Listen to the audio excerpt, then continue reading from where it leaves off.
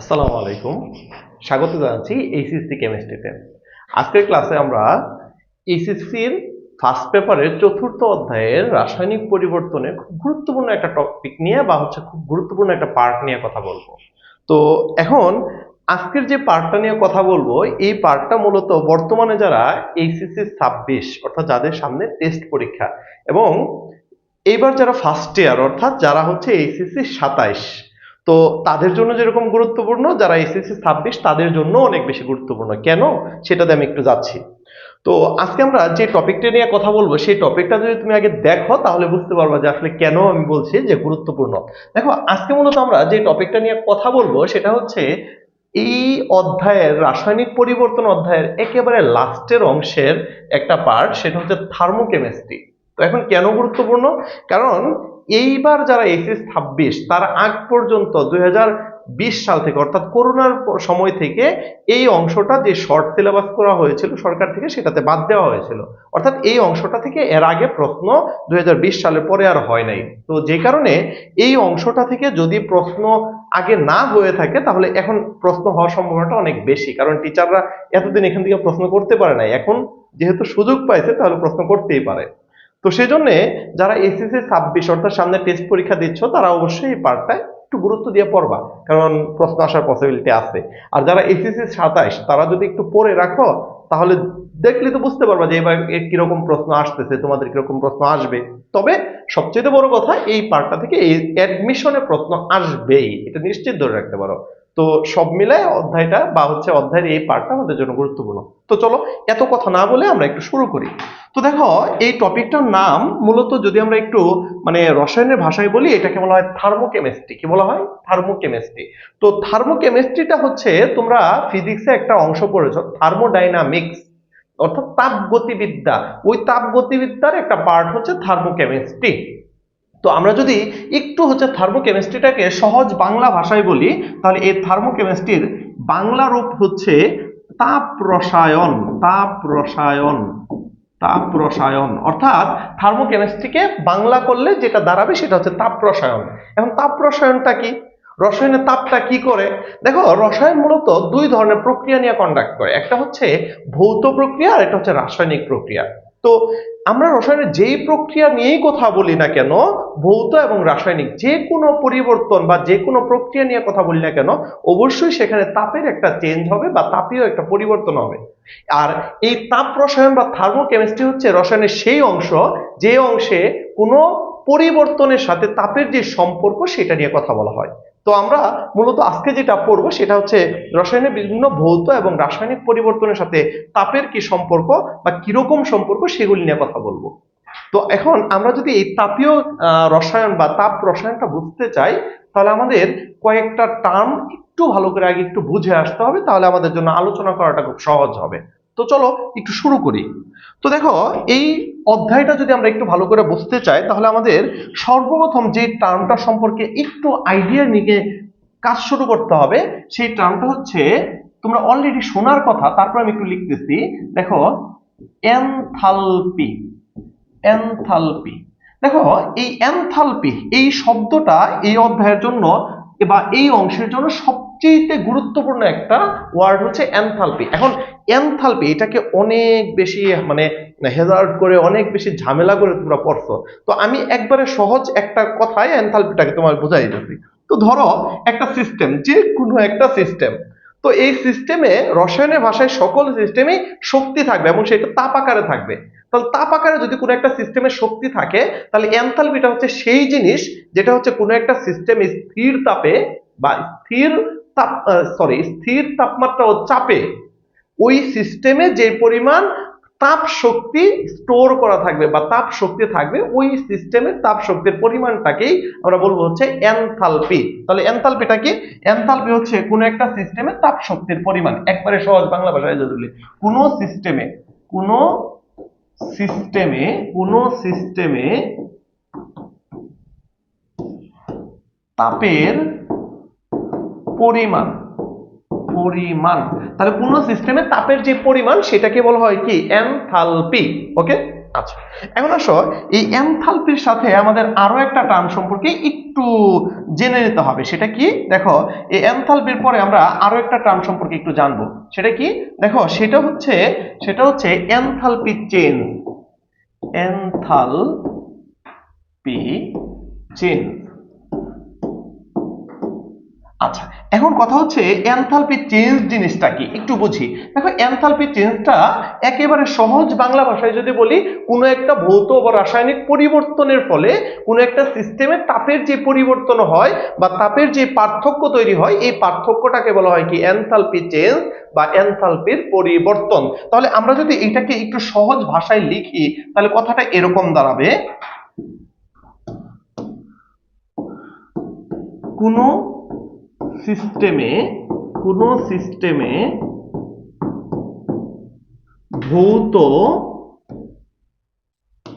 ভৌত বা রাসায়নিক পরিবর্তনের ফলে তাপের যে পরিবর্তন ওইটাকে বলা হয় কি এনথালপি চেঞ্জ। তাহলে এই এনথালপি আর এনথালপি চেঞ্জ এটাকে প্রকাশ করা হয় কি দ্বারা? দেখো, এনথালপিকে প্রকাশ করা হয় এইচ দ্বারা। কি দ্বারা? তাহলে এনথালপি চেঞ্জটাকে কি দ্বারা প্রকাশ করব? H2 - H1, আর H2 - H1 মানে হচ্ছে ডেল H। তাহলে এনথালপিকে প্রকাশ করা হয় H দ্বারা, আর এনথালপির পরিবর্তনকে প্রকাশ করা হয় ডেল H দ্বারা। এখন দেখো, এই যে এনথালপির যে পরিবর্তন অর্থাৎ ডেল H এর যে মান পাবো, সেই মানের উপর ভিত্তি করে আমরা এই জায়গায় আরো দুইটা শব্দ একটু তোমাদের সামনে নিয়ে আসব। অর্থাৎ এনথালপি চেঞ্জের উপর ভিত্তি করে বা এনথালপি চেঞ্জের মানের উপর ভিত্তি করে আরো দুইটা টার্ম তোমার একটু জানতে হবে।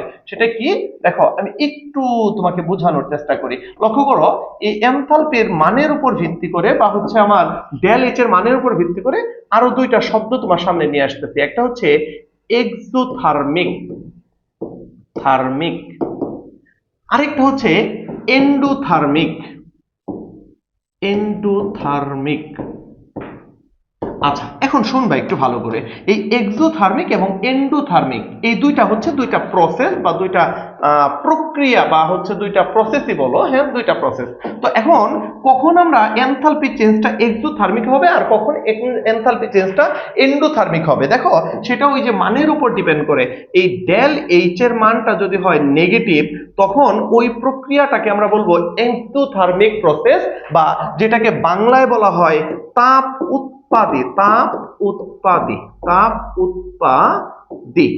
আর যদি আমরা ডেল এইচ এর মানটা পাই হচ্ছে তোমার পজিটিভ, তাহলে সেটাকে আমরা বাংলায় বলি তাপহারী প্রক্রিয়া। তাহলে একটু লক্ষ্য করো, আমরা যদি সবগুলো কথাকে একসাথে একটু কথা বলি, তাহলে বিষয়টা কি দাঁড়াচ্ছে দেখো। বিষয়টা দাঁড়াচ্ছে হচ্ছে এরকম যে এনথালপি মানে কি, কোনো একটা সিস্টেমে তাপের যে পরিমাণ সেটাকে বলা হয় কি এনথালপি, এটাকে প্রকাশ করা হয় এইচ দ্বারা। আর এনথালপি চেঞ্জটা কি, কোনো সিস্টেমে ভৌত অথবা রাসায়নিক পরিবর্তনের ফলে তাপের যে পরিবর্তন এটাকে বলা হয় এনথালপি চেঞ্জ বা এনথালপির পরিবর্তন, আর এটাকে প্রকাশ করা হয় ডেল এইচ দ্বারা। ওকে, আচ্ছা, এখন আসো এই এনথালপি চেঞ্জের উপর ভিত্তি করে আমরা দুইটা প্রসেস কল্পনা করতে পারি। একটা হচ্ছে এক্সোথার্মিক প্রসেস আর একটা হচ্ছে এন্ডোথার্মিক প্রসেস। এক্সোথার্মিক প্রসেস কখন পাবো? যখন ওই প্রসেসটাতে ডেল এইচ এর যে পরিবর্তন সেটা নেগেটিভ হবে, ওইটাকে বলা হয় এক্সোথার্মিক প্রসেস অথবা তাপ উৎপাদী প্রক্রিয়া। আর যদি আমরা ডেল এইচ এর মানটা পজিটিভ পাই, তাহলে সেটাকে বলা হবে এন্ডোথার্মিক প্রসেস বা হচ্ছে তাপহারী প্রক্রিয়া। আশা করছি তুমি এই তিনটা টার্ম বা চারটা টার্ম যেগুলো আমি কথা বললাম, এইগুলো তুমি এখন ক্লিয়ারলি বুঝতে পারছো। যদি এগুলো ক্লিয়ারলি বুঝতে পারো, তাহলে আমরা পরের অংশটা খুব ইজিলি তোমাকে বোঝানো সহজ হবে। তো চলো, আজকের ক্লাসটা একটু লম্বা হতে পারে, কিন্তু তুমি যদি একেবারে, আমি কথা দিচ্ছি, তুমি যদি ফার্স্ট টু লাস্ট আমার ক্লাসটা করো, তাহলে এই অংশ নিয়ে তোমার আর কোনো রকম হেডেক থাকবে না। তো চলো আমরা পরের অংশে যাই। তো লক্ষ্য করো, এই শব্দগুলো যদি একটু বুঝো, আর যদি তুমি এগুলো একটু নোট করতে চাও তাহলে নোট করে নিতে পারো, অথবা তুমি স্ক্রিনশট দিয়ে বা হচ্ছে যেভাবে হোক এটা তুমি তুলে নিতে পারো। যেহেতু রেকর্ডেড ক্লাস, তুমি মানে পজ করে করে তুলে নিতে পারবা, কেমন? আচ্ছা, ঠিক আছে। তো চলো আমরা একটু এরপরে আগাই। দেখো, তাহলে আমরা বুঝলাম কোন একটা সিস্টেমে তাপের পরিবর্তন। দেখো তোমাদের যে সিলেবাস আছে এই সিলেবাসে কোন একটা সিস্টেমের তাপের যে পরিবর্তন সেটা 9 ধরনের পরিবর্তন নিয়ে মোটামুটি ভাবে আমাদের যে বইগুলো সেগুলোতে কথা বলা হয়েছে। তো আমরা একটু দেখি সেই 9 ধরনের পরিবর্তনগুলো কি কি। আমরা এক নজর দেখে তারপর এগুলো নিয়ে প্রত্যেকটা নিয়ে আলাদা কথা বলবো। দেখো প্রথমটার নাম হচ্ছে গলন তাপ, আর এটাকে ইংলিশে যে বলি হিট অফ মল্টেন অথবা হিট অফ ফিউশন। আচ্ছা, এরপরটা হচ্ছে বাষ্পীভবন তাপ, ঊর্ধ্বপাতন তাপ, দ্রবণ তাপ, বিক্রিয়া তাপ বা বিক্রিয়া এনথালপি, প্রশমন তাপ, তারপর হচ্ছে প্রমাণ দহন তাপ, প্রমাণ সংগঠন তাপ, আর ফাইনালি পরমাণুকরণ তাপ। এই হচ্ছে টোটাল 9টা ক্লাসের যে তাপের পরিবর্তন সেগুলি নিয়ে আমরা এখন কথা বলা শুরু করব। তো দেখো প্রথমে আমাদের যেটা আছে সেটা হচ্ছে গলন তাপ। তো চলো গলন তাপ নিয়ে একটু কথা বলাটা মানে বলে তারপর আমরা গলন তাপের ডিটেইলে প্রবেশ করি। লক্ষ্য করো গলন তাপ, এখন তোমার যদি আমি বলি গলন তাপ মানে কি, একেবারে সহজ একটা শব্দে তুমি কি বলবা, মানে প্রথমে আমি গলন তাপের সিস্টেমটা আগে বুঝাই নেই। গলন তাপ মানে কি, গলবে কে, একটা বস্তু গলে। তো তার আগে দেখো আমরা জানি একটা বস্তুর 3টা অবস্থা হইতে পারে, একটা হচ্ছে সলিড, লিকুইড আর একটা হচ্ছে গ্যাসীয়। এটা জানো তোমরা, একটা পদার্থের 3 ধরনের অবস্থা থাকে, সলিড, লিকুইড আর হচ্ছে গ্যাসীয়। এখন তুমি আমারে বলো একটা বস্তুর গলার কথাটা কখন আসে, যখন বস্তুটা সলিড অবস্থায় থাকে তখন বস্তুটার গলার কথা আসে। যদি বস্তুটা গ্যাসীয় অবস্থায় থাকে ওটা কি আর গলার কোনো কথা আছে? নাই। তাহলে একটা বস্তু যখন সলিড অবস্থায় থাকে তখন ওইটাকে গলার, এই শব্দটা তার জন্য ভ্যালিড। তাহলে সহজ কথায় যদি বলি গলন তাপ বা হিট অফ মল্টেনটা কি, হিট অফ মল্টেন মানে হচ্ছে কোনো বস্তুকে গলাতে, বা হচ্ছে গলাতে না লিখে আমরা লিখি একটু সুন্দর শব্দে লিখি, তরলে পরিণত করতে, তরলে পরিণত করতে যে তাপ প্রয়োজন। দেখো এইটা হচ্ছে একবারে বাংলায় যদি সহজ কথায় বলি তাহলে কোনো বস্তুকে তরলে পরিণত করতে যে তাপ প্রয়োজন, অর্থাৎ আমি এই শব্দটাকে বাংলায় একটু বড় করে লিখলাম, এই কোনো বস্তুকে, অর্থাৎ কোনো বস্তু, আচ্ছা সরি একটু লেখাটা মিস্টেক হয়েছে, আমি আরেকবার একটু লিখি, হ্যাঁ কোনো, আচ্ছা দেখো কোনো বস্তুকে, কোনো বস্তুকে তরলে পরিণত করতে যে তাপ প্রয়োজন তাকে বলা হয় তার গলন তাপ বা হচ্ছে গলন তাপ। আচ্ছা এখন কথা হচ্ছে এত সহজ কি শব্দটা? না, এত সহজ না, এখানে কথার মাঝে আরো অনেক কথা আছে। তো চলো ওই বিষয়গুলি নিয়ে আমরা একটু কথা বলি। হ্যাঁ, তো দেখো আমরা একটু এখন ডিটেইলে বুঝবো যে গলন তাপটা আসলে কি। দেখো তো লক্ষ্য করবে, একটু ভালো করে বুঝবা। হ্যাঁ দেখো গলন তাপটা আসলে জিনিসটা কি। তো ধরো তোমার আমি একবারে সহজ একটা উদাহরণ দিই। ধরে নাও যে আমার কাছে একটা বরফ আছে, লেটস সে একটা বরফ, এটা হচ্ছে একটা বরফের টুকরা। মনে করো এটা হচ্ছে আমার একটা বরফের টুকরা। তো ধরো আমি বরফের টুকরাটা একটু ফিল কালার করে দিলাম। তো এটা হচ্ছে বরফের টুকরা, বরফের টুকরায় কি থাকে তুমি নিশ্চয়ই জানো, H2O এরাই থাকে। তো এখন এই হচ্ছে বরফের টুকরা, একটু বুঝো ভালো করে। তো এখন মনে করো এই বরফের টুকরাটা আছে হচ্ছে আমার, ধরে নাও বরফের টুকরাটা আছে -50°C। তুমি জানো শূন্য থেকে পরে যা আছে সবই হচ্ছে বরফ অবস্থায় থাকে। তো এখন তুমি যদি এই বরফের টুকরাটাকে 5°C তাপ বৃদ্ধি করো তাহলে এইটা কত হবে? এইটা হবে হচ্ছে -10°C। আচ্ছা আমি যদি আরো 5 ডিগ্রি বৃদ্ধি করি তাহলে এটা কত হবে? এটা হবে হচ্ছে -5°C। আচ্ছা আমি যদি আরো 5 ডিগ্রি তাপ বৃদ্ধি করি তাহলে এটা কত হবে বলো তো দেখি? এটা হবে হচ্ছে 0°C। এই তো। আচ্ছা এখন আসো আমরা যদি এখন একটা কাজ করি, এই বরফটাকে আরো একটু তাপ প্রদান করি, তাপ প্রদান করতে করতে একটা পর্যায়ে এই বরফটা সলিড অবস্থা থেকে কোন অবস্থায় গিয়ে রূপান্তরিত হবে? এটা হচ্ছে লিকুইড বা তরল অবস্থায় পরিণত হবে। এটা কোন অবস্থায় পরিণত হবে? লিকুইড বা তরল অবস্থায় পরিণত হবে।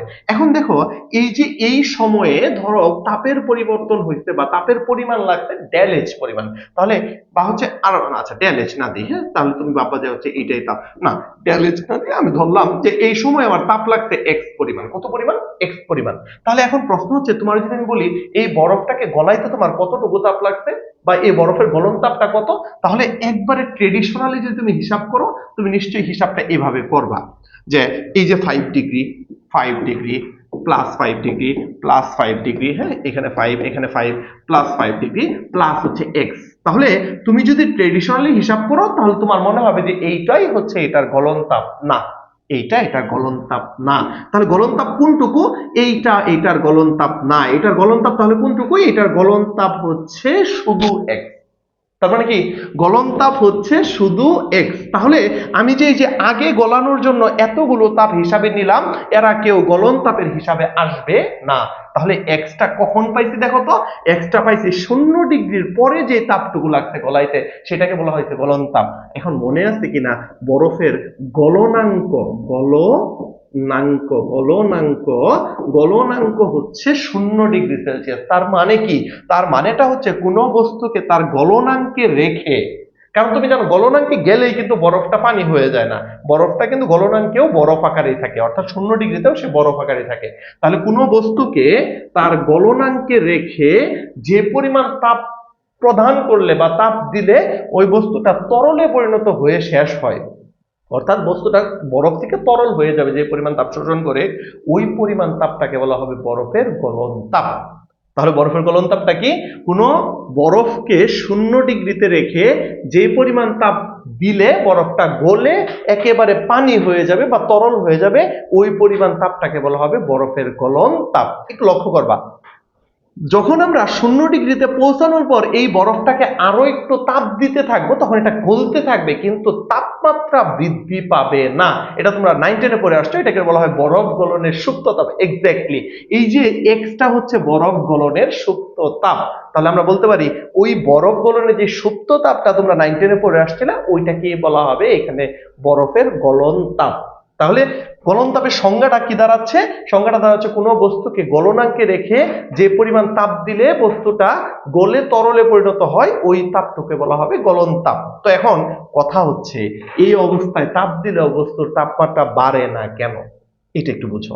দেখো, আমি যদি একটু এটাকে জুম করে দেখাই, দেখো এই জায়গায় একটু লক্ষ্য করো তো, এই যে দেখো এই জায়গায় এই যে আমার দেখতেছি পানির অণুগুলো, আচ্ছা পানির অণুগুলো বরফ অবস্থায় এরা একটা আকর্ষণ দ্বারা আকর্ষিত থাকে না? নিশ্চয়ই জানো। তো এখন কথা হচ্ছে, এই যে আকর্ষণ, তুমি যদি এটাকে গলাইতে চাও তাহলে এই আকর্ষণটাকে যদি তুমি ছিন্ন না করো তাহলে তো এটা গলবে না। তাহলে যখনই আমরা 0 ডিগ্রিতে পৌঁছানোর পরে এটাকে আরো তাপ দিতে থাকি, মূলত সেই তাপটুকু এই বরফের যে মানে অণুগুলো আছে বা পানির যে অণুগুলো আছে তাদেরকে তোমার এই আকর্ষণটাকে ছিন্ন করার কাজে ব্যবহৃত হয়। তখন আর বরফ পানির তাপমাত্রা আর বৃদ্ধি পায় না, একেবারে যখন গলে শেষ হয় পরে আবার তাপমাত্রা বাড়তে থাকে। তাহলে গলন তাপটা কি? কোনো বস্তুকে 0 ডিগ্রিতে রেখে, কোনো বস্তুকে তার গলনাঙ্কে রেখে যে পরিমাণ তাপ দিলে বস্তুটা তরলে পরিণত হয়, সে পরিমাণ তাপকে বলা হয় বস্তুর গলন তাপ। ওকে, তো এখন আরেকটা প্রশ্ন, মনে করো আমি তাপ দিচ্ছি, ধরো একটা ছোট বরফের টুকরা, এটাকে 0 ডিগ্রিতে অল্প তাপ দিলে তরলে পরিণত হয়ে যাবে, কিন্তু একটা বিশাল বরফের টুকরায় তাপ দিলে তাপ কিন্তু বেশি লাগবে। তো তাহলে গলন তাপ কি ভিন্ন? না, গলন তাপের সংজ্ঞাটা দেওয়ার সময় অবশ্যই পরিমাণটাকে নির্দিষ্ট করে দিতে হবে। এই পরিমাণটা হইতে হবে 1 মোল। কয় মোল?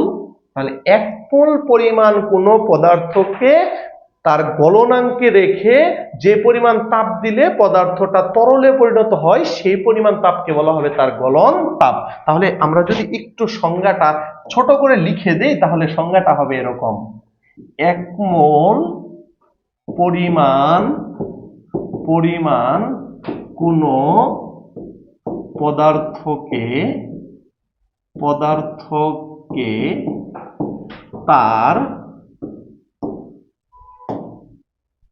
তার গলনাঙ্কে রেখে যে তাপ দেওয়া হলে, গলনাঙ্কে রেখে, আচ্ছা একটু সুন্দর করে লিখি, গলনাঙ্কে রেখে তরলে পরিণত করতে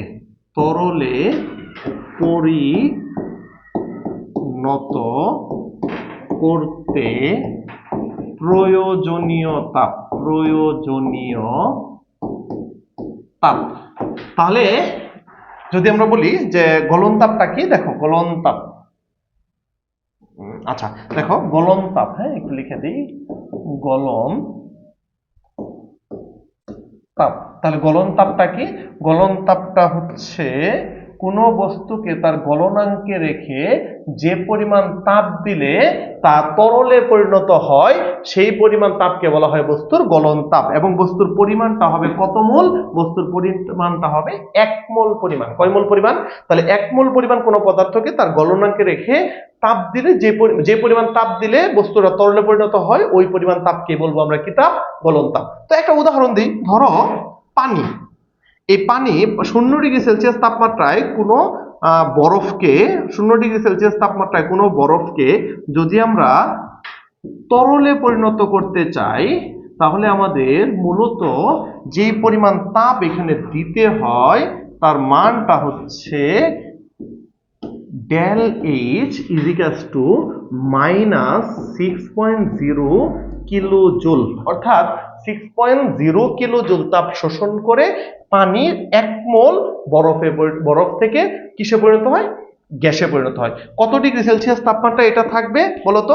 0°C তাপমাত্রায়। তাহলে 0°C তাপমাত্রায় কোনো একটা বরফের 1 মোলকে আমরা যদি 6.0 কিলোজুল তাপ প্রদান করি তাহলে সেটা বরফ থেকে 1 মোল লিকুইড পানিতে পরিণত হবে। ক্লিয়ার? আশা করছি গলন তাপ নিয়ে তোমার আর কোনো কোশ্চেন থাকার কথা না।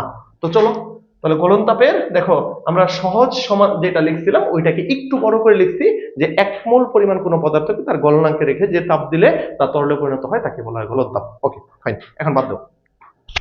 তো দেখো এরপরে আমরা যে শব্দটা নিয়ে পড়ালেখা করব সেই শব্দটা কি? দেখো লেখা আছে বাষ্পীভবন তাপ। তো এখন বাষ্পীভবন তাপ তোমরা জানো বাষ্প। আচ্ছা বাষ্প জিনিসটা কি? বাষ্প কথাটা কখন মানে আসবে? দেখো একটু লক্ষ্য করো, আমরা যদি দেখি আবারও পদার্থের 3টা অবস্থা, সলিড, লিকুইড আর হচ্ছে কি গ্যাস। তো এখন কোন একটা বস্তু তরল অবস্থায় আসার পর ওইটা বাষ্পীভূত অবস্থায় আসবে, এটাই আমরা স্বাভাবিকভাবে জানি। তো দেখো তাহলে বাষ্পীভবন তাপটা কি? এখন আগের কনসেপ্টটা যদি ক্লিয়ার থাকে তাহলে এখন এটা খুব সহজে আমি বুঝাই ফেলবো। কিরকম? তাহলে আগেরটা ছিল গলনাঙ্কে রেখে বস্তুটাকে যে তাপ দিলে তা তরলে পরিণত হয় তাকে বলা হবে তোমার গলন তাপ। তাহলে বাষ্পীভবন তাপের সংজ্ঞাটা কিন্তু ওইটার মতো করেই বলতে হবে। কি বলতে হবে? কোনো পদার্থের 1 মোল পরিমাণকে, কোনো পদার্থের 1 মোল পদার্থকে তার বাষ্পীভবন তাপ গলনাঙ্কে রেখে যদি গলন তাপ হয় তাহলে বাষ্পীভবন তাপটা কি? তোমার স্ফুটনাঙ্কে রেখে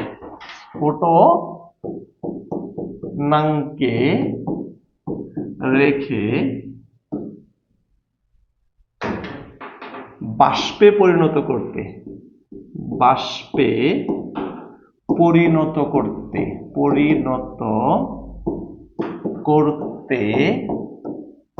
যে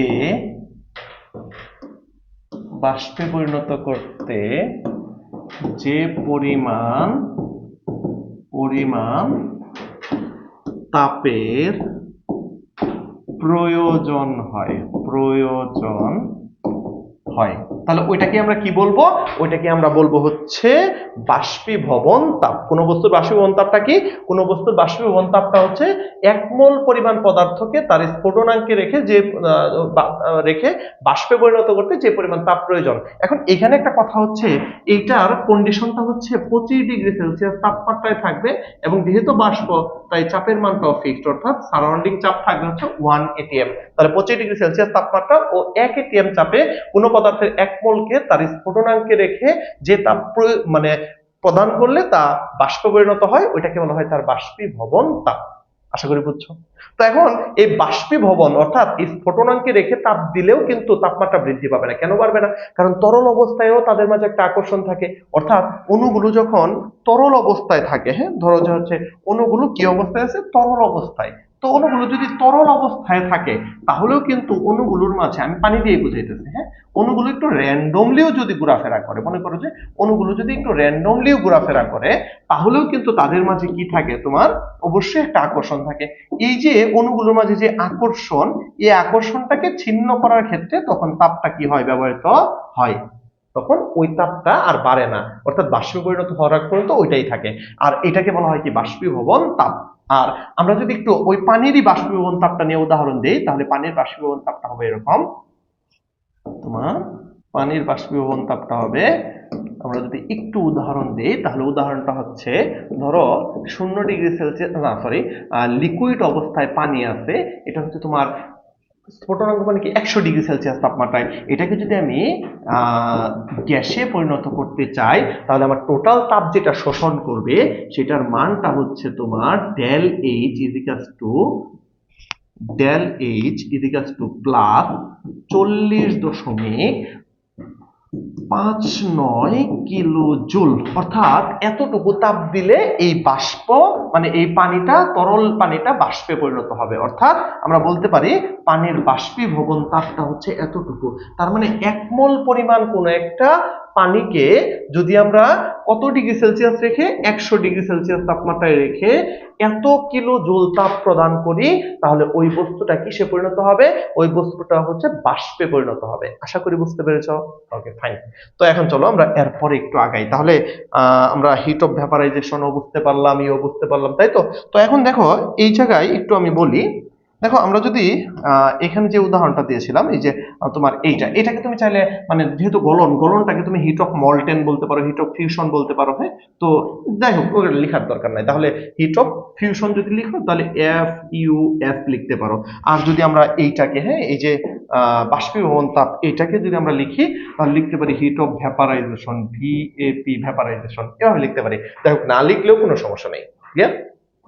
ওকে ফাইন। এরপর আসো আমরা এরপরের টপিকসে যাই। দেখো এরপরে কি আছে, দেখো ঊর্ধ্বপাতন তাপ। তো আমি জানি ঊর্ধ্বপাতন এই জিনিসটা তোমরা সবাই জানো। ঊর্ধ্বপাতন মানে কি 9 পরে আসছো, এখন আরেকটু ক্লিয়ার করে দিই, তাহলে একবারে সবাই ক্লিয়ার হবে। দেখো একটা বস্তুর মানে সহজ যদি মানে প্রসেসে যায়, তাহলে সেটা হচ্ছে এরকম প্রসেস যাবে। এটা হচ্ছে স্বাভাবিক একটা প্রসেস বস্তু, তাই তো? কিন্তু একটা বস্তু যদি ঊর্ধ্বপাতিত পদার্থ হয়, তাহলে সেই বস্তুটা সলিড থেকে তাপ দিলে সরাসরি হচ্ছে গ্যাসীয় অবস্থায় পরিণত হবে। আর এইরকম বস্তুকে বলা হয় ঊর্ধ্বপাতিত বস্তু। যেমন ওই যে নিশাদল, কর্পূর, আয়োডিন, গ্রাফাইট, এরা সবাই হচ্ছে ঊর্ধ্বপাতিত পদার্থ। তো এখন ঊর্ধ্বপাতিত পদার্থ নিয়ে আরেকদিন কথা বলবো নি, কারা ঊর্ধ্বপাতিত আর কারা হচ্ছে ঊর্ধ্বপাতিত না। আচ্ছা একটু সঙ্গে বলি, যাদের মনে করো যে হচ্ছে ত্রৈধবিন্দু, ফিজিক্সে পড়ছো কিনা আমি জানি না, তারপর একটু বলি, যাদের ত্রৈধবিন্দুর চাপটা বায়ুমণ্ডলের চাপের চাইতে বেশি, তাদেরকে বলা হয় তারা হচ্ছে ঊর্ধ্বপাতিত পদার্থ। যাই হোক, এটা নিয়ে আমরা আরেকদিন কথা বলবো নি। তো আপাতত এটুক জানো যে কোনো একটা বস্তু সলিড থেকে তাপ প্রয়োগে যদি সরাসরি গ্যাসীয় অবস্থা প্রাপ্ত হয়, তাহলে ওটাকে বলা হয় ঊর্ধ্বপাতিত বস্তু। ক্লিয়ার? তাহলে এখন একটা বস্তুর ঊর্ধ্বপাতিত তাপ এইটাও হিসাব করা হয় 1 মোলের জন্য। তাহলে 1 মোল পরিমাণ কোনো পদার্থকে 1 মোল পরিমাণ কোনো পদার্থকে 1 মোল পরিমাণ পদার্থকে তাপ প্রয়োগে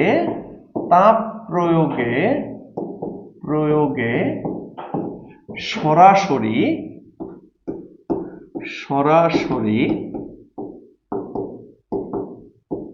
গ্যাসে পরিণত করতে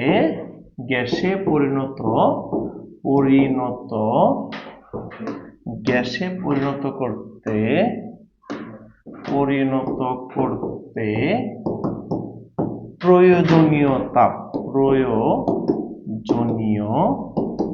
আর এটাকে বলা হয় কি? ঊর্ধ্বপাতন তাপ।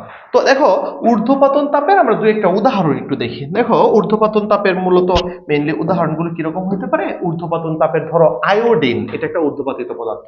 তো আমরা আয়োডিন I2, এটা সলিড অবস্থায় যদি থাকে I2, এই সলিড আয়োডিনটাকে যদি আমরা I2 গ্যাসে পরিণত করতে চাই, অর্থাৎ গ্যাসে পরিণত করতে চাই, তাহলে এখানে আমাদের যে তাপটা দিতে হয় তার মান হচ্ছে ডেল এইচ ইজিক্যালস টু তোমার 62.36, অর্থাৎ 62.36 কিলো জুল। কথা বুঝতে পেরেছো? এরপর দেখো আরেকটা জিনিস, ঊর্ধ্বপাতিত একটা উদাহরণ খুব সুন্দর, সেটা হচ্ছে গ্রাফাইট। দেখো গ্রাফাইটটা আমরা জানি ওই যে পেন্সিলে থাকে গ্রাফাইট, সলিড অবস্থায় থাকে। এই গ্রাফাইটটাকে যদি আমরা ঊর্ধ্বপাতিত করতে চাই, তাহলে 1 মোল গ্রাফাইটকে ঊর্ধ্বপাতিত করতে মোটামুটি ভাবে যে তাপ লাগে তার পরিমাণ হচ্ছে প্রায় 700 17.02 কিলো জুল, একটা হিউজ তাপ। অর্থাৎ তুমি যদি গ্রাফাইট নিয়ে ওইটাকে তাপ দিতে দিতে 717 কিলো জুল তাপ দিতে পারো, তাহলে ওইটা গ্রাফাইটটা কিসে পরিণত হবে?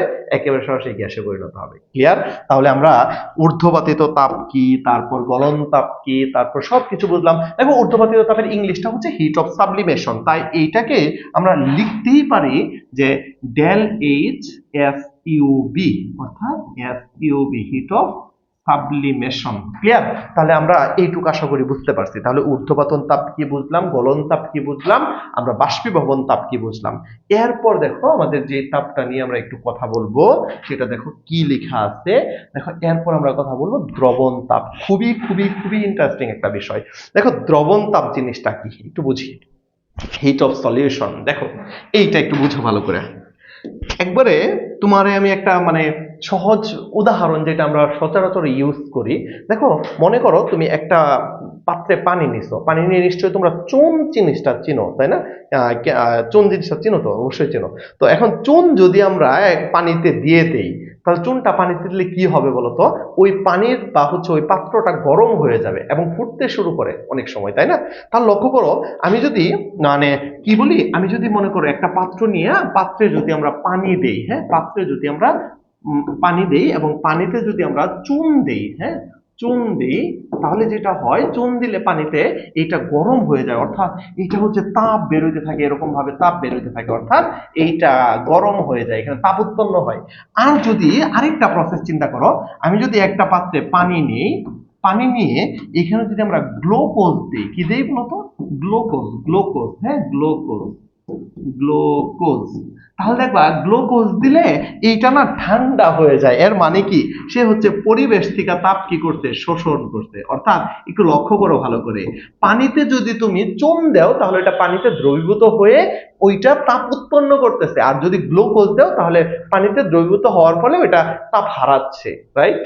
এই যে তাপের পরিবর্তন হচ্ছে, এটাই হচ্ছে দ্রবণ তাপ। একটু সুন্দর করে ভাষাটা পরিবর্তন করলেই এটাকে আমরা বলতে পারবো কি? দ্রবণ তাপ। তাহলে দ্রবণ তাপ একটু দেখো, দ্রবণ তাপ জিনিসটা তো আসলে অবশ্যই বুঝছো। তাহলে তাহলে দ্রবণ তাপ এই জিনিসটাও কিন্তু হিসাব করা হয় 1 মোলের জন্য। কয় মোলের জন্য?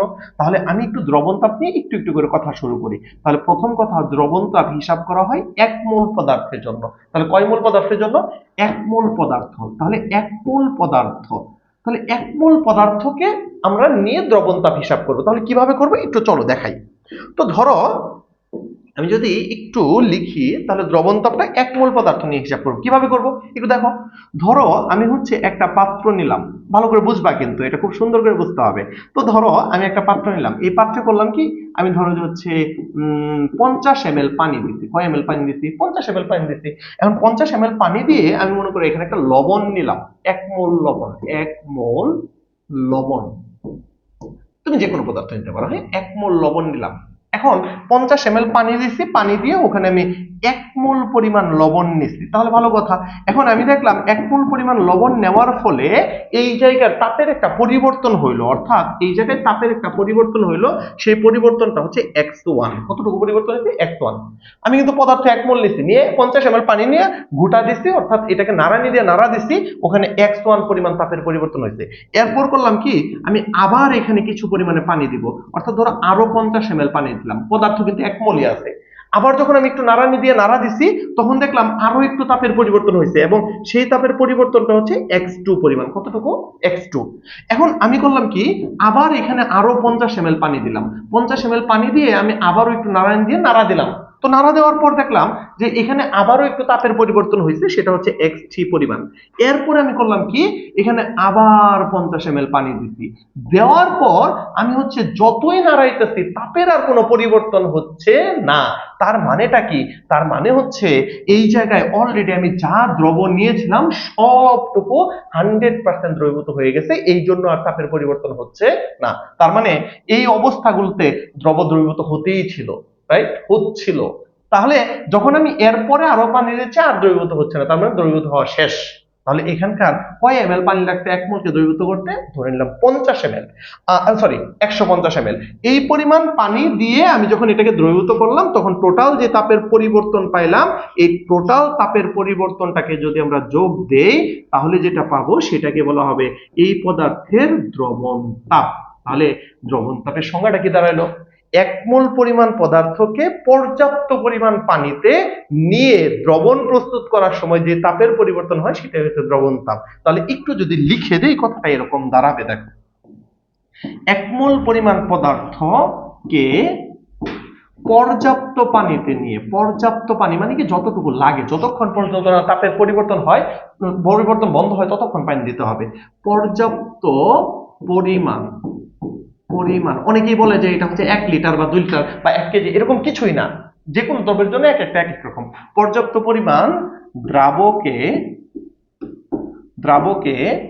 দ্রবীভূত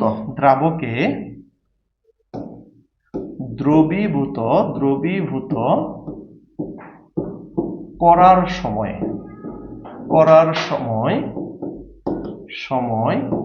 যে পরিমাণ তাপের পরিবর্তন হয় আর সেটাই হচ্ছে কি দ্রবণ তাপ। তাহলে দ্রবণ তাপ কি? 1 মোল পদার্থকে পর্যাপ্ত পরিমাণ দ্রাবকে দ্রবীভূত করার সময় যে পরিমাণ তাপের পরিবর্তন হয় ওইটাই হচ্ছে তার দ্রবণ তাপ, অর্থাৎ হিট অফ সলিউশন। বা হিট অফ সলিউশনটা কি? তাহলে 1 মোল পদার্থ নিয়ে পর্যাপ্ত পরিমাণ পানিতে দ্রবীভূত করার সময় যে তাপের পরিবর্তন সেটাই হচ্ছে হিট অফ সলিউশন। ক্লিয়ার? আর এই যে এখানে একটা শব্দ, সেটা হচ্ছে পর্যাপ্ত পরিমাণ। এটা আসলে কি? পর্যাপ্ত পরিমাণে এক একটা দ্রবের জন্য এক এক রকম, তাই এখানে কোনো নাই, আমরা পানি দিতেই থাকবো, যতক্ষণ না তাপের পরিবর্তন বন্ধ হবে ততক্ষণ দিতে থাকবো। ক্লিয়ার? ওকে, ফাইন। তো আশা করি তুমি দ্রবণ তাপটা বুঝছো। তো এখন দ্রবণ তাপের যদি আমরা এইটা আরেকটু দেখি তাহলে বলো তো, এই 1 মোল, এইটার যে 1 মোল পদার্থ নিয়েছি এইটার জন্য পর্যাপ্ত পানি কত? 150 ml। আর সেই জন্য প্রত্যেকবার কতটুকু তাপ পাইছিলাম? এই সবগুলোকে যোগ করলে দ্রবণ তাপ পাওয়া যাবে। ক্লিয়ার? তো চলো এখন আমি দুই একটা দ্রবণ তাপের উদাহরণ তোমাকে একটু লিখে দেখাই।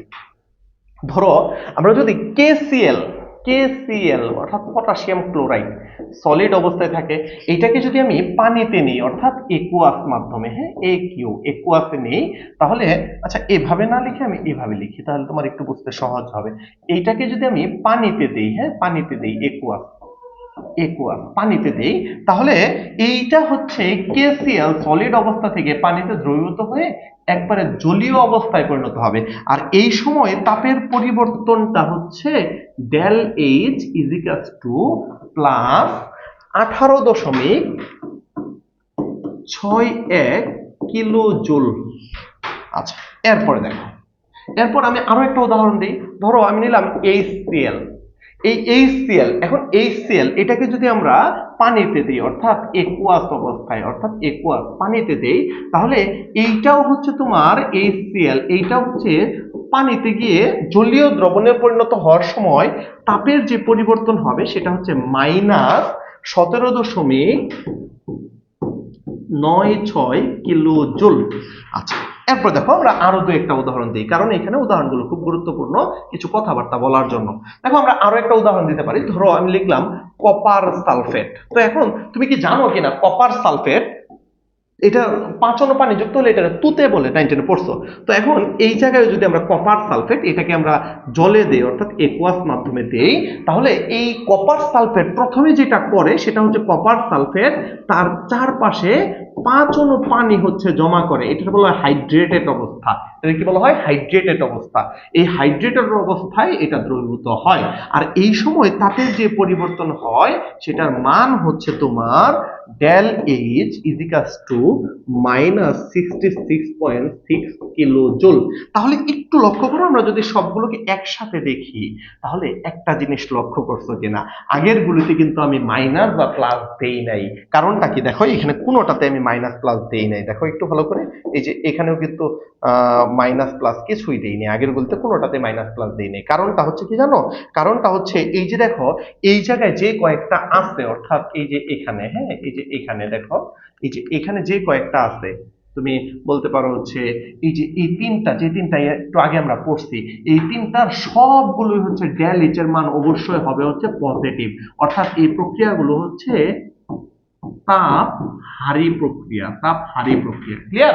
কিন্তু এই দ্রবণ তাপ যেটা আমরা এখন পড়তেছি, এই দ্রবণ তাপটা এটা হইতে পারে তাপ উৎপাদী এবং হইতে পারে কি তাপ হারি। একটু লক্ষ্য করো, কারণ দেখো এই যে মানগুলো দেখলে তুমি বুঝতে পারবা কোথাও পজিটিভ কোথাও নেগেটিভ। তার মানে কি?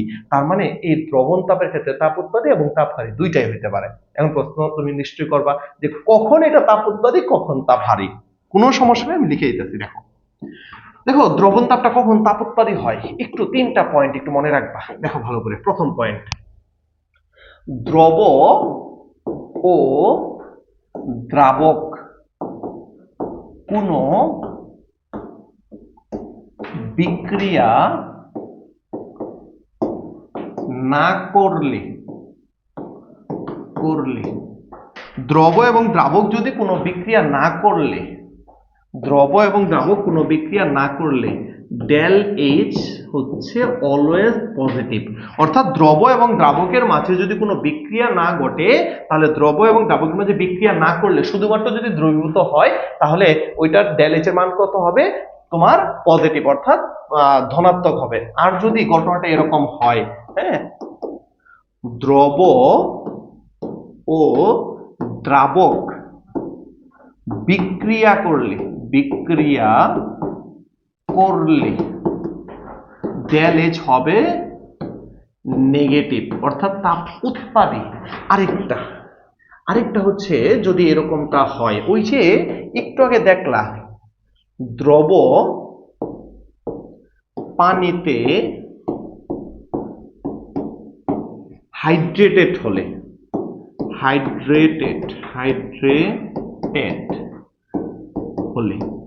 অর্থাৎ দ্রব যদি পানির সাথে ওই আণবিক পানি যুক্ত হয়, তাহলেও এই ডেল এইচ এর মানটা হবে নেগেটিভ। অর্থাৎ তিনটা ঘটনা একটু মনে রাখবা। দ্রব এবং দ্রাবক যদি বিক্রিয়া না করে, তাহলে ডেল এইচ এর মানটা কি হয়? ডেল এইচ এর মানটা হয় নেগেটিভ। আবার দ্রব এবং দ্রাবক যদি বিক্রিয়া করে, তাহলেও ডেল এইচ এর মানটা কি হয়? সরি, দ্রব এবং দ্রাবক বিক্রিয়া না করলে ডেল এইচটা পজিটিভ, বিক্রিয়া করলে নেগেটিভ। আর যদি হাইড্রেটেড হয় তাহলেও এই মানটা হবে কি বলতো? এই মানটা হবে হচ্ছে নেগেটিভ। ক্লিয়ার কি সবাই? তাহলে একটু দেখো এখানে উদাহরণগুলো। তার মানে কি? তার মানে KCl এটাকে পানিতে দিলে শুধুমাত্র দ্রবীভূত হয়, এটা কোনো বিক্রিয়া করে না। কিন্তু HCl কে যখন আমরা পানিতে দেই, তখন এখানে উৎপন্ন হয় H+ আর হচ্ছে Cl-। তো এখন এই H+ টা সঙ্গে সঙ্গে পানির অণুর সাথে যুক্ত হয়ে উৎপন্ন করে H3O+, অর্থাৎ একটা বিক্রিয়া করে। যেহেতু পানির অণুর সাথে এটা বিক্রিয়া করে, তাই ডেল এইচ এর মানটা পাওয়া গেছে নেগেটিভ, অর্থাৎ তাপ উৎপাদী। আবার দেখো এই যে এখানে এইটা হচ্ছে মানে হাইড্রেটেড না, কিন্তু এখানে গিয়ে 5 অণু পানি গ্রহণ করছে, তাই এই জায়গায় মানটা পাইছি কি আমরা? নেগেটিভ। ক্লিয়ার? আশা করি বুঝতে পারছো। তো এখন যদি বিক্রিয়া না করে তাহলে হবে পজিটিভ, অর্থাৎ তাপ হারি প্রক্রিয়া। আর যদি বিক্রিয়া করে তাহলে হচ্ছে তাপ উৎপাদী প্রক্রিয়া। ক্লিয়ার? বুঝছো? ওকে, ফাইন। তো তাহলে দ্রবণ তাপটা ক্লিয়ার? আমার মনে হয় দ্রবণ তাপ ক্লিয়ার হয়ে যাওয়ার কথা এতক্ষণে। তারপর যদি ক্লিয়ার না হয় তাহলে আমি আবার বোঝাবো, তুমি যদি চাও। ঠিক আছে? তাহলে আমরা দ্রবণ তাপ গেল।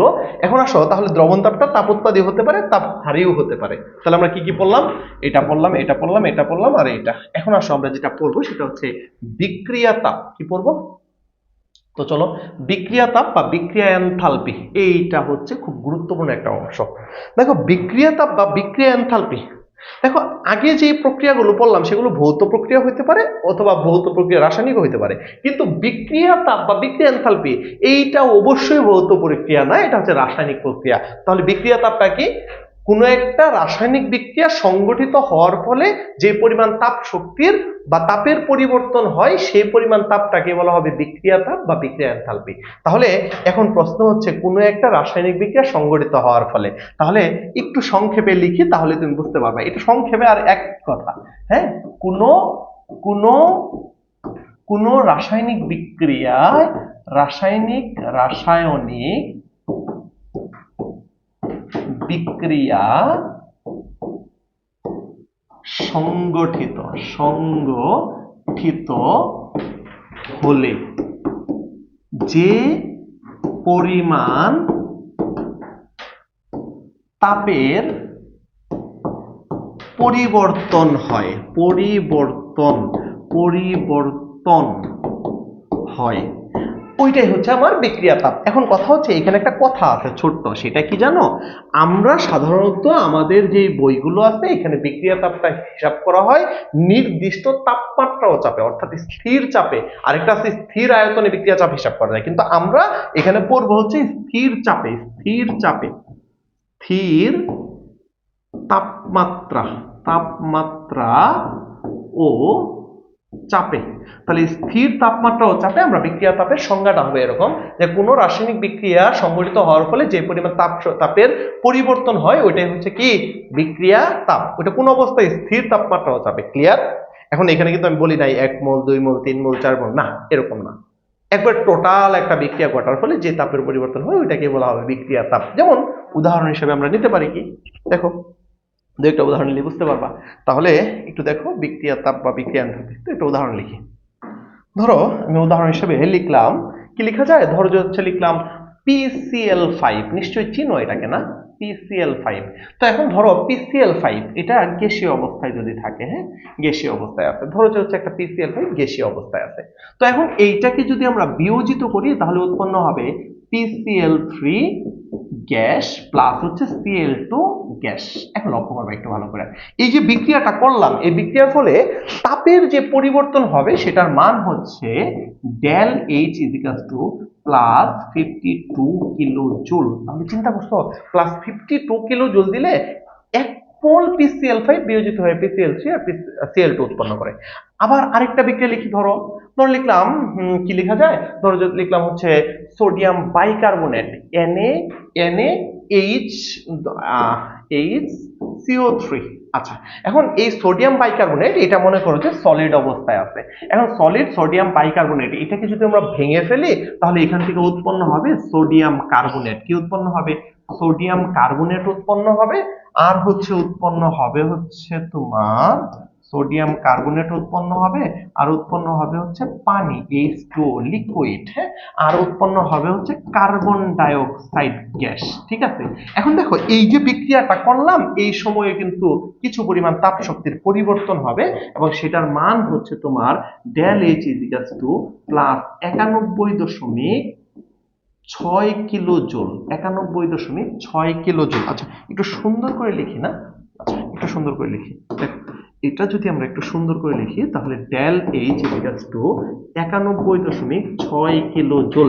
তাহলে একটু লক্ষ্য করো এইটাও কিন্তু বিক্রিয়া তাপ, কিন্তু এখানে কি আমরা 1 মোল বা 2 মোল এরকম কোনো হিসাব নিছি? নেই নাই। তাহলে বিক্রিয়া তাপের ক্ষেত্রে 1 মোল 2 মোলের হিসাব নাই, পুরো একটা বিক্রিয়া সংঘটিত হওয়ার ফলে যে পরিমাণ তাপ শক্তির পরিবর্তন হয় সেটা হচ্ছে তার বিক্রিয়া তাপ। এখন দেখো আমরা আরো দুই একটা উদাহরণ নিই, যেমন ধরো আমরা উদাহরণ হিসেবে নিতে পারি, কি নিতে পারি, ধরো লিখলাম আমরা 2H2 গ্যাস, হ্যাঁ 2। আচ্ছা এইটা উদাহরণটা আমি একটু পরে দিচ্ছি। দেখো আমি এখানে একটা উদাহরণ হিসেবে নিতে পারি, ধরে নিলাম N2 গ্যাস প্লাস তোমার 3H2 গ্যাস। Okay fine. এখন এরা যদি বিক্রিয়া করে নিশ্চয়ই 19% এখানে উৎপন্ন হয় 2NH3 আর কি লিখতেছি 2NH3 গ্যাস। এখন দেখো এই অবস্থায়ও কিন্তু কিছু পরিমাণ তাপের পরিবর্তন হয় এবং সেই তাপের পরিবর্তনের মানটা হচ্ছে del H minus 92.38 kilo joule. Okay, আচ্ছা একটু লক্ষ্য করো ভালো করে, তাহলে বিক্রিয়া তাপটা পজিটিভও হইতে পারে, এটা কিন্তু পজিটিভ, হ্যাঁ পজিটিভও হইতে পারে আবার কি নেগেটিভও হইতে পারে। তার মানে বিক্রিয়া তাপ উৎপাদীও হতে পারে আবার কি তাপ হারিও হতে পারে বিক্রিয়া। ক্লিয়ার? আচ্ছা এখন যেটা লিখতে নিয়ে আমি বাদ দিছিলাম সেটা এখন লিখতেছি। দেখো তো দেখো আমি যদি লিখি H2 gas plus O2 gas. আচ্ছা তুমি নিশ্চয়ই জানো এখানে কি উৎপন্ন হবে, এখানে উৎপন্ন হবে হচ্ছে H2O। আচ্ছা এখন দেখো H2O লিকুইড আমি লিখলাম। আচ্ছা এখন ভালো কথা, দেখো বিক্রিয়াটা যদি আমরা একটু সমতা করি তাহলে এখানে একটা 2 দিতে হবে। তো এই অবস্থায় যে পরিমাণ তাপ শক্তির পরিবর্তন হবে সেটা হচ্ছে del H minus 571 kilo joule, minus 571.6 kilo joule. Okay, আচ্ছা এরপরে আসো আমি যদি এই বিক্রিয়াটা এখন আরেকবার লিখি, হ্যাঁ, এই বিক্রিয়াটাই আমি আরেকবার লিখি, এইটাই দেখো আমি কপি করতেছি, এইটাকে যদি আমি আরেকবার লিখি, কিন্তু একটা পরিবর্তন করে দেব, সেটা কি জানো, এখানে লিকুইড না দিয়ে শুধুমাত্র এখানে গ্যাস করে দেব, তাহলে এই তাপের মানটা পরিবর্তিত হয়ে যাবে। এখানে তাপ পাওয়া যাবে হচ্ছে 483.6 কিলোজুল। একটু লক্ষ্য করো, ভালো করে লক্ষ্য করো, দেখো আমরা এইটা হচ্ছে সলিড লিকুইড অবস্থা। আচ্ছা, এখানে 2 মোল করে উৎপন্ন হবে, কথা বুঝছো? হ্যাঁ, বিক্রিয়াটা সমতা করি, এখানে 2 মোল, এখানে 2 মোল। তাহলে দেখো আমরা যদি জাস্ট একটু, এইটা সলিড আর এইটা হচ্ছে এখানে গ্যাসীয়, লিকুইড অবস্থায় যদি থাকে তাহলে তাপ লাগে কত, 571 কিলো জুল। অর্থাৎ লিকুইড অবস্থায় যদি ওটা থাকে তাহলে 571 কিলো জুল তাপ উৎপন্ন হয়। আর যদি এটা গ্যাসীয় অবস্থায় থাকে তাহলে এটাতে তাপ পাওয়া যায় কত, 483.6 কিলো জুল। এখন তোমার প্রশ্ন হইতেই পারে যে এই অবস্থায় তাপ কম, ওই অবস্থায় তাপ বেশি কেন? এইটা একটু ডিপলি থিঙ্কিং করবা, হ্যাঁ? আচ্ছা, একটু বুঝো, দেখো তাহলে একটু বোঝার, হ্যাঁ, বোঝার জন্য, হ্যাঁ, একটু দেখো, একটু বুঝো আগে, হ্যাঁ। ধরো একটা সলিড থেকে যদি এটা লিকুইড হয়, লিকুইড থেকে যদি গ্যাস হয়, আচ্ছা বলো তো, এই যে সলিড থেকে লিকুইড হচ্ছে, লিকুইড থেকে গ্যাস হচ্ছে, এই প্রক্রিয়া তাপ উৎপাদন না তাপ হারি, মনে আছে নিশ্চয়ই? এই প্রক্রিয়াটা হচ্ছে সামনের দিকে যদি আমরা যাই তাহলে তাপ প্রয়োজন হয়, রাইট? তাপ প্রয়োজন হয়, তাহলে এই প্রক্রিয়ায় তাপ দিতে হয়, অর্থাৎ সামনের দিকে গেলে সে তাপ শোষণ করে। তাহলে নিশ্চয়ই বুঝতেছ, প্রক্রিয়াটা যদি পেছনের দিকে আসে তাহলে তোমাকে আরো তাপ প্রদান করবে, অর্থাৎ গ্যাস যদি তার গ্যাসীয় অবস্থা থেকে লিকুইড অবস্থায় আসে তাহলে কিছু পরিমাণ তাপ শেষ ছেড়ে দিবে। বুঝতে পেরেছ?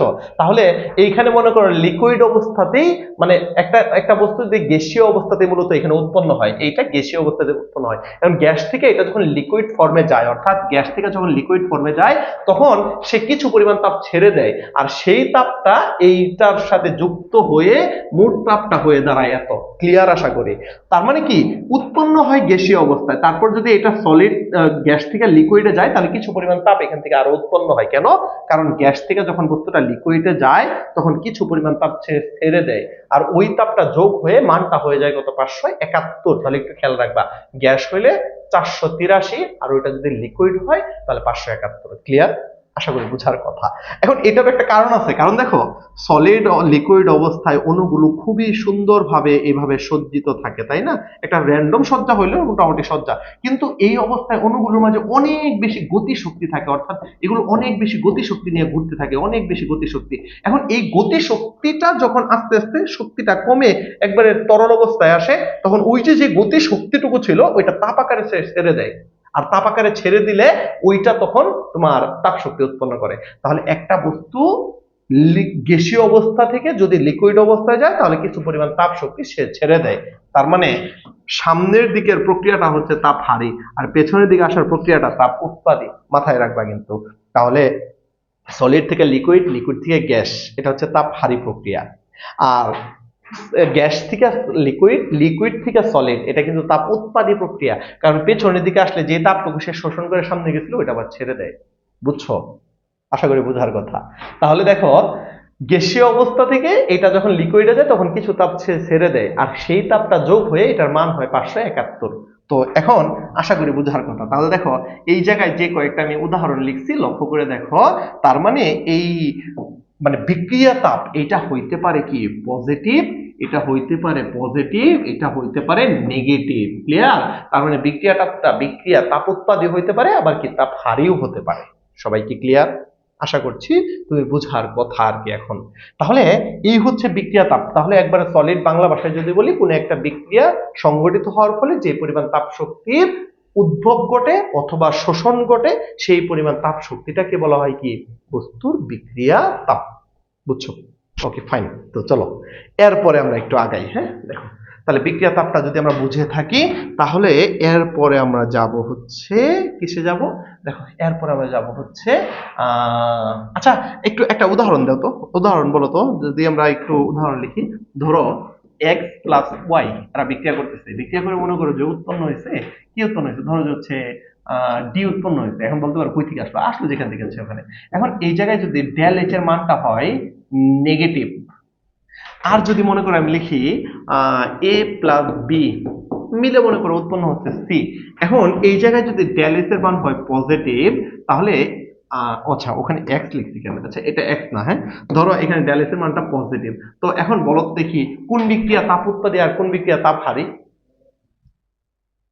আচ্ছা দেখো নিশ্চয় বুঝে যাওয়ার কথা, এই যে 19 পড়ছো, এটা হচ্ছে তাপ উৎপাদী, এটা হচ্ছে কি তাপ উৎপাদী। তাহলে আমরা ডেল এইচ এর মান দেখে আমরা বুঝতে পারি একটা বিক্রিয়া তাপ উৎপাদী না তাপ হারি। ওকে ফাইন, তো আমরা এইটুকু বোঝা শেষ। এখন আসো আমরা এরপরে যে টপিকটা আছে সেটাতে একটু আগাই। দেখো লেখা আছে প্রশমন তাপ বা হিট অফ নিউট্রালাইজেশন। এখন প্রশ্ন হচ্ছে হিট অফ নিউট্রালাইজেশন জিনিসটা কি? দেখো নিউট্রাল, নিউট্রাল মানে কি প্রশম। তো এখন তোমরা নিশ্চয়ই একটা 19 একটা বিক্রিয়া পড়ছিলা, অ্যাসিড ক্ষারক প্রশমন বিক্রিয়া বা অ্যাসিড ক্ষার প্রশমন বিক্রিয়া, মনে আছে? আচ্ছা যদি মনে না থাকে তাহলে আমি মনে করে দিচ্ছি। দেখো বিক্রিয়াগুলো ছিল এই যে এরকম ছিল অনেকটা, হ্যাঁ অ্যাসিড ক্ষারক প্রশমন বিক্রিয়া কিরকম ছিল একটু লক্ষ্য করো ভালো করে। তো ধরো আমি এখানে নিলাম হচ্ছে 1 মোল HCl প্লাস হচ্ছে 1 মোল সোডিয়াম হাইড্রোক্সাইড। তো এখন দেখো এই জায়গায় যখন এরা বিক্রিয়া করে তখন এখানে নিশ্চয় বিক্রিয়াটা এইভাবে লিখছিলা সোডিয়াম ক্লোরাইড প্লাস পানি H2। দেখো যেহেতু বিক্রিয়া তার মানে তাপের পরিবর্তন হবে, নিশ্চয়ই তাপের পরিবর্তন হবে, অবশ্যই তাপের পরিবর্তন হয়। এবং দেখো আমরা যদি একটু বিক্রিয়াটা এইভাবে লিখি H2SO4 অর্থাৎ HCl এর জায়গায় H2SO4 দিছি। এখন একটু ভালো করে শুনবা আগে। দেখো এখন উপরের বিক্রিয়াটা কিন্তু অটোমেটিকলি সমতা হয়ে গেছে, কিন্তু নিচেরটা যদি তুমি সমতা করতে যাও এখানে উৎপন্ন হবে কি সোডিয়াম সালফেট Na2SO4 প্লাস হচ্ছে H2। দেখো এইটাই উৎপন্ন হবে, লবণ পানি উৎপন্ন হবে, এটা আমরা জানি। তো তাহলে নিউট্রালাইজেশন বিক্রিয়াটা কি? নিউট্রালাইজেশন বিক্রিয়া হচ্ছে অ্যাসিড ক্ষার বিক্রিয়ার ফলে লবণ পানি উৎপন্ন হওয়ার সময় যে পরিমাণ তাপ শক্তির শোষণ ঘটে বা তাপ শক্তির উদ্ভব ঘটে, শোষণ ঘটে না অবশ্য, কারণ হিট অফ নিউট্রালাইজেশনটা অলওয়েজ হচ্ছে তাপ উৎপাদী প্রক্রিয়া। তো যে পরিমাণ তাপ শক্তি উৎপন্ন হয় ওইটাই হচ্ছে হিট অফ নিউট্রালাইজেশন। সংজ্ঞাটা এরকম না, এরকম না, একটু ডিফারেন্ট আছে। কিরকম লক্ষ্য করো একটু ভালো করে। দেখো উপরেরটা অটোমেটিকলি সমতা হয়ে গেছে কিন্তু নিচেরটা কিন্তু অটোমেটিকলি সমতা হয় নাই, নিচেরটা সমতা করতে হবে। দেখো কিভাবে, দেখো আমি একটু সহজে শিখাই দিই, লক্ষ্য করো। দেখো তো এখানে হাইড্রোজেন আছে কয়টা? দুইটা। আর এটাকে বলা হয় তুল্য সংখ্যা। দেখো ওইটা আরেক কনসেপ্ট, তুমি হাইড্রোজেন সংখ্যা, এখানে হাইড্রোজেন আছে কয়টা? দুইটা। এই দুই দিবা খারের সামনে, দেখো তো খারে ওইচ আছে কয়টা? একটা। তাহলে ওই এক দিবা এটার সামনে দিয়ে দিচ্ছি, সমস্যা নেই। এখন ওই পাশে একটু যাই, দেখো এখানে টোটাল ওইচ আছে কয়টা, অর্থাৎ এই যে এই জায়গায় টোটাল ওইচ কয়টা আছে? দুইটা। এই দুই দিবা পানির সামনে, দেখো অটোমেটিকলি সমতা হয়ে গেছে। আরেকটা উদাহরণ দিই, ক্লিয়ার হল। আচ্ছা ধরো আমি লিখলাম H3PO4। আচ্ছা এটার সাথে মনে করে দিলাম আমি ক্যালসিয়াম হাইড্রোক্সাইড, ক্যালসিয়াম হাইড্রোক্সাইড। এখন দেখো এখান থেকে উৎপন্নটা কি হবে সেটা জানো নিশ্চয়ই, এখান থেকে উৎপন্ন হবে হচ্ছে ক্যালসিয়াম ফসফেট, এটা হচ্ছে 3, এটা হচ্ছে 2, আর সাথে উৎপন্ন হবে H2O। এখন দেখো এই বিক্রিয়াটাকে যদি আমরা একটু সমতা করতে চাই, কিভাবে সমতা করা যায় একটু লক্ষ্য করো। দেখো তো এখানে হাইড্রোজেন আছে কয়টা? তিনটা। এই তিন দিব এর সামনে, ওইচ আছে কয়টা? দুইটা। এই দুই দিব এর সামনে। এখন একটু লক্ষ্য করো তো এখানে টোটাল ওইচ আছে কয়টা? টোটাল ওইচ 3 দুগুণে 6, এই 6 দিব পানির সামনে, অটোমেটিকলি সমতা হয়ে গেছে। বুঝছো? তাহলে এখন লক্ষ্য করো একটু ভালো করে, হ্যাঁ এই জায়গায় তোমার যে জিনিসটার প্রতি একটু নজর দিতে হবে সেইটাকে আমি একটু মার্ক করব। তার আগে আমি একটু লিখি, হ্যাঁ দেখো এই জায়গায় আমি একটু লিখি যে এই যে বিক্রিয়াটা আমি লিখলাম, এই বিক্রিয়ায় উৎপন্ন তাপ, উৎপন্ন তাপ লিখলাম। আচ্ছা পরেরটাতেও আমি লিখলাম সেম কথা, এই যে এই বিক্রিয়ায় উৎপন্ন তাপ। আচ্ছা পরেরটাতেও আমি লিখলাম সেম কথা। এখন দেখো প্রত্যেকটা বিক্রিয়ায় উৎপন্ন তাপ লিখছি। এখন এই উৎপন্ন তাপ সবগুলোই তো অ্যাসিড ক্ষার প্রশমন বিক্রিয়া, কিন্তু এগুলো সবগুলো উৎপন্ন তাপ হইলেও সবগুলোকে প্রশমন তাপ বলা যাবে না, এইটাকে বলা যাবে হচ্ছে প্রশমন তাপ, প্রশমন তাপ। অর্থাৎ এই বিক্রিয়ায় যে পরিমাণ তাপ উৎপন্ন হয় সেটাকে বলা যাবে প্রশমন তাপ, কিন্তু এই বিক্রিয়ায় যে পরিমাণ তাপ উৎপন্ন হয়েছে এটাকে প্রশমন তাপ বলা যাবে না। তার জন্য করতে হবে কি, এটাকে 2 দ্বারা ভাগ দিতে হবে। এটাকে যখন আমরা 2 দ্বারা ভাগ দিব তখন যেটা পাওয়া যাবে এটাকে বলা হবে প্রশমন তাপ। একটু লক্ষ্য করবা। আচ্ছা এখন এইটাকে আমরা কত দ্বারা ভাগ দিলে প্রশমন তাপ বলা যাবে? এটাকে আমরা 3 দ্বারা ভাগ দিলে, সরি 6 দ্বারা ভাগ দিলে এটাকে বলা যাবে প্রশমন তাপ। এখন প্রশ্ন হচ্ছে এই 6, 3, 2 এগুলা আসলো কই থেকে? একদম ক্লিয়ারলি বুঝাই দিচ্ছি, দেখো একটু। তুমি একটু মানে মনোযোগটা ফিরাবা কোন দিকে জানো? এই যে এদিকে পানির দিকে। দেখো এখানে 1 মোল, এখানে 2 মোল, আর এখানে 6 মোল। অর্থাৎ প্রশমন তাপটা কি? অ্যাসিড এবং ক্ষার বিক্রিয়া করে 1 মোল পানি উৎপন্ন করতে 1 মোল পানি উৎপন্ন করতে যে পরিমাণ তাপ উৎপন্ন হয় সেই তাপটাকে বলা হয় প্রশমন তাপ। কিন্তু এখানে তো উৎপন্ন হয়েছে 2 মোল, তাহলে 2 মোল তো আর প্রশমন, 2 মোল পানি উৎপন্ন করতে তাপরে তো প্রশমন বলা যাবে না। তাহলে 2 মোল পানি উৎপন্ন করতে যে তাপ লাগে ওটাকে 2 দ্বারা ভাগ দিলে ওটাকে বলা যাবে কি? প্রশমন তাপ। এখানে উৎপন্ন হয়েছে 6 মোল, 6 মোলের জন্য ওইটা যে তাপ উৎপন্ন হয়েছে ওটার প্রশমন বলা যাবে না, ওইটাকে 6 দ্বারা ভাগ দিলে যেটা পাওয়া যাবে সেটা হচ্ছে কি? প্রশমন তাপ। তাহলে প্রশমন তাপের সংজ্ঞাটা যদি আমরা একটু দাঁড় করাই, সংজ্ঞাটা এরকম হবে: অ্যাসিড ও ক্ষারের বিক্রিয়ায় 1 মোল পানি উৎপন্ন হতে যে পরিমাণ তাপের পরিবর্তন হয় ওইটাকে বলা হবে কি? প্রশমন তাপ বা হিট অফ নিউট্রালাইজেশন। তাহলে 1 মোল পানি উৎপন্ন করতে যে পরিমাণ তাপ উৎপন্ন হয় ওইটাই হচ্ছে তার প্রশমন তাপ। তাহলে আমাদের আগে সমতা করতে হবে, দেন পানির সংখ্যা দিয়ে যদি আমরা উৎপন্ন তাপটাকে ভাগ করি তাহলে পাওয়া যাবে হচ্ছে কি? প্রশমন তাপ। আশা করি ক্লিয়ার, বুঝছো? তো এখন এই প্রশমন তাপের একটা লিস্ট দেখো আমি এখানে করে রাখছি তোমাদের জন্য সহজ করার জন্য। দেখো এখানে লিস্টটা আছে, তো একটু আগে বলি। দেখো অ্যাসিড ক্ষারের মাঝে 2 ধরনের কনসেপ্ট আছে, একটা হচ্ছে দুর্বল অ্যাসিড আর একটা হচ্ছে সবল অ্যাসিড। একটা হচ্ছে দুর্বল ক্ষার, একটা হচ্ছে সবল ক্ষার। দুর্বল অ্যাসিড কারা? ধরো একবারে সহজে একটু বুঝাইনি। দুর্বল অ্যাসিড কারা? ধরো একটা অ্যাসিড নিছো, হ্যাঁ, ধরো যে HA একটা অ্যাসিড। এখন এইটা মনে করো 100টা অণু নিছো। এখন এটা যদি পানিতে দিলে বিয়োজিত হইয়া 100টাই বিয়োজিত হয়ে 100H প্লাস উৎপন্ন করে আর 100 ওই এ উৎপন্ন করে, তাহলে আমরা বলতে পারবো এই যে অ্যাসিডটা আছে এই অ্যাসিডটা হচ্ছে সবল অ্যাসিড। অর্থাৎ যে অ্যাসিড প্রায় বা তীব্র অ্যাসিড, সবল বা হচ্ছে কি? তীব্র, সবল। আর যদি এরকমটা হয়, মনে করো তুমি এখানে HX একটা অ্যাসিড নিছো, এইটা বিয়োজিত হয়ে তৈরি করে কি? H প্লাস আর হচ্ছে X মাইনাস। এখন লক্ষ্য করো, ধরো এটা নিছো তুমি 100 আর এটা বিয়োজিত হয়েছে মনে করো 3টা বা 4টা।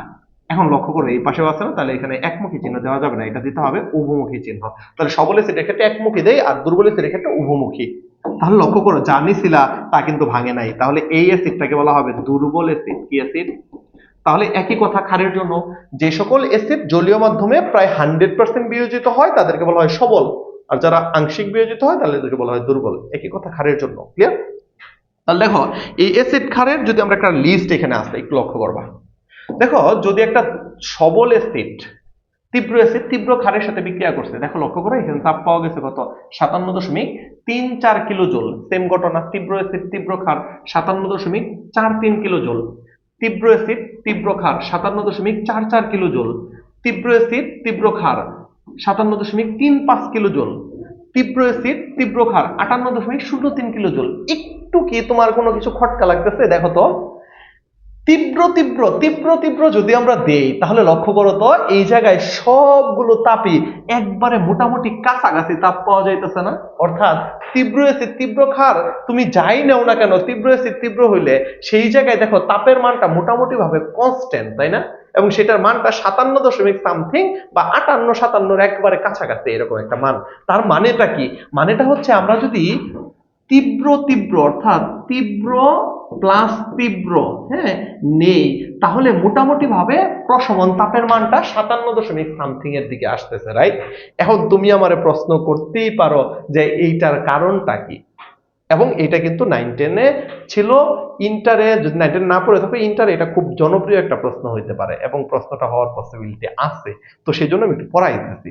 দেখো বারবার এই 57 বা 58 বা 57 কাছাকাছি কেন আসতেছে এটা একটু বুঝি। দেখো তুমি যদি একটা তীব্র অ্যাসিড, প্রশ্নটা কিরকম হইতে পারে? তীব্র অ্যাসিড ও তীব্র ক্ষারের প্রশমন তাপ প্রায় ধ্রুব হয় কেন, ব্যাখ্যা করো। এরকম প্রশ্ন যদি পরীক্ষায় আসে তাহলে তোমার সেটা আনসার করার জন্য এখন আমি যে আলোচনাটা করব সেটা খুবই গুরুত্বপূর্ণ কথাগুলো, হ্যাঁ, ভালো করে শুনবা। দেখো আমরা যেটা একবারে বাচ্চা কাল থেকে যে অ্যাসিডটারে চিনি সেটা হচ্ছে HCl। একটু বুঝি, দেখো HCl আর সোডিয়াম হাইড্রোক্সাইড, আমি যখন এদেরকে না পানির মানে এদেরকে বিক্রিয়া করাই তখন মূলত এরা বিক্রিয়া করে কি করে জানো? তুমি জানো যে এরা বিক্রিয়া করে মূলত উৎপন্ন করে সোডিয়াম ক্লোরাইড আর হচ্ছে H2O। দেখো বিক্রিয়াটা এরকমই, তোমার আমি 9-10 থেকে, তোমরা 9-10 থেকে পড়ে আসছো বা আমরাও পড়াই এভাবেই, কিন্তু আসলে না বিক্রিয়াটা এরকম হয় না। বিক্রিয়াটা কিরকম হয় জানো? বিক্রিয়াটা মূলত দেখো, এই যে দেখো সোডিয়াম ক্লোরাইড, এই জিনিসটা কি পানিতে আছে না? আর তুমি জানো সোডিয়াম ক্লোরাইড একটা লবণ, তাহলে তুমি বলো তো সোডিয়াম ক্লোরাইডটা কি এইভাবে কখনো থাকে? পানিতে সে আয়নিত অবস্থায় থাকে, অর্থাৎ সোডিয়াম প্লাস আর হচ্ছে Cl মাইনাস আকারে থাকে। তার মানে আসলে সোডিয়াম ক্লোরাইড কখনো উৎপন্নই হয় না। বুঝছো না? বুঝো নাই? বুঝলা না? আচ্ছা, আর একটু সহজ করি। দেখো এই বিক্রিয়াটা আসলে এভাবে ঘটে না। এই বিক্রিয়াটা কেমনে ঘটে জানো? এই বিক্রিয়াটা মূলত প্রথমে ঘটে হচ্ছে HCl, এটা বিয়োজিত হয়, বিয়োজিত হয়ে তৈরি করে H প্লাস আর হচ্ছে Cl মাইনাস। ওই যে বলছিলাম বিয়োজিত হয় 100%। আবার এই যে এইখানে তোমার এইটা বিয়োজিত হওয়ার হয়ে, এবং সাথে ওই যে দেখো তুমি কাকে নিছো? Sodium hydroxide. এই সোডিয়াম হাইড্রোক্সাইড এটাও যেহেতু তীব্র, তাই এইটাও 100% বিয়োজিত হয়ে তৈরি করে Na প্লাস আর হচ্ছে কি OH মাইনাস। এখন দেখো এই জায়গায় দেখো কতগুলো আয়ন উৎপন্ন হয়েছে, তাই না? এরপর মূলত এই যে এই দুইটা বিক্রিয়া ঘটার পরে আসল বিক্রিয়াটা ঘটে, অর্থাৎ H plus Cl minus Na plus OH minus, এদের মাঝে বিক্রিয়াটা সংঘটিত হয়। দেখো এদের মাঝে যখন বিক্রিয়া সংঘটিত হয় কখনোই হচ্ছে Na আর Cl এরা একসাথে হয় না, অর্থাৎ এরা এরকম আলাদা আলাদাতেই থাকে, অর্থাৎ এখানে কোনো লবণই উৎপন্ন হয় না, এরা এরকম আয়ন আকারেই থাকে। কিন্তু সাথে যেটা উৎপন্ন হয় সেটা হচ্ছে 1 মোল পানি উৎপন্ন হয়। তার মানে পানি উৎপাদনের বিক্রিয়াটা ঘটে, অর্থাৎ OH এর সাথে H এর বিক্রিয়া ঠিকই ঘটে, কিন্তু এদের মাঝে কোনো বিক্রিয়া হয় না। বুঝছো না? বুঝো নাই? তাহলে আমরা এইটা থেকে, অর্থাৎ HCl থেকে HCl এর সাথে সোডিয়াম হাইড্রোক্সাইডের বিক্রিয়াটা আমরা দেখলাম। তাহলে দেখো তো এই বিক্রিয়ায় মূলত যেটা উৎপন্ন হয়েছে সেটার নাম কি? সেটা হচ্ছে H2O, পানি, তাই না? এখন একটু আমি অ্যাসিড খাটটা চেঞ্জ করে দিই। ধরো আমি এখন অ্যাসিড খাটটা চেঞ্জ করে এখানে আমি বিক্রিয়া লিখবো, এখন কার জানো? ধরো এখন আমি অ্যাসিড খাটটা চেঞ্জ করে দিই। ধরো আমি নিলাম HNO3। কাকে নিলাম? HNO3। একটু দেখো আমি যদি HNO3 কে নেই, হ্যাঁ ধরো আমি নিলাম HNO3, তো এখন HNO3 এইটাও যদি বিয়োজিত হয়, যেহেতু তীব্রতায় উৎপন্ন করবে কি H প্লাস আর হচ্ছে NO3 মাইনাস আয়ন, তাই না? তো এখন একটু দেখো সাথে তুমি যদি তোমার সোডিয়াম হাইড্রোক্সাইড এটা বাদ দিয়ে দিলাম, এটা বাদ দিয়ে আমি পটাশিয়াম হাইড্রোক্সাইড দিলাম, তাহলে এটা ভাঙবে কেমনে? দেখো এটা ভাঙবে K প্লাস আর হচ্ছে OH মাইনাস, তাই তো? একটু লক্ষ্য করো তো এই জায়গায় কি আয়ন উৎপন্ন হয়েছে না? এখন বুঝবা একটু ভালো করে। তাহলে দেখো উৎপন্ন আয়নগুলো কি কি? H প্লাস, NO3 মাইনাস, তারপর হচ্ছে তোমার K প্লাস আর হচ্ছে OH মাইনাস। দেখো এরা যখন বিক্রিয়া করে ওই একই ঘটনা ঘটে, OH আর H এর সাথে বিক্রিয়া ঠিকই হয়, কিন্তু এই জায়গায় K প্লাস, যেটাকে আমরা জানি KNO3, এরা কখনোই আসলে একসাথে হয় না, অর্থাৎ এখানে KNO3 এরা আয়ন আকারেই থাকে, সাথে শুধু উৎপন্ন হয় কি H2O। বুঝছো না? বুঝো নাই? তার লক্ষ্য করো আমি এখানে যাই দিতেছি না কেন, মূল বিক্রিয়া কিন্তু হইতাছে হচ্ছে শুধু পানি উৎপাদনের বিক্রিয়া। কি বিক্রিয়া? তার মানে দেখো ওই বিক্রিয়া মানে উপরেরটা বলো আর নিচেরটা বলো, এখানেও মূলত পানি উৎপাদনের বিক্রিয়াই ঘটতেছে, এখানেও মূলত পানি উৎপাদনের বিক্রিয়াই ঘটতেছে। তাহলে আমরা অ্যাসিড, তীব্র অ্যাসিড আর তীব্র ক্ষার নিলে মূল বিক্রিয়া যেটা হয় সেটা হচ্ছে H প্লাস আর হচ্ছে OH মাইনাস, এরা দুইজন পরস্পরের সাথে বিক্রিয়া করে মূলত পানি উৎপন্ন করে H2O। আর এই অবস্থায় যে তাপ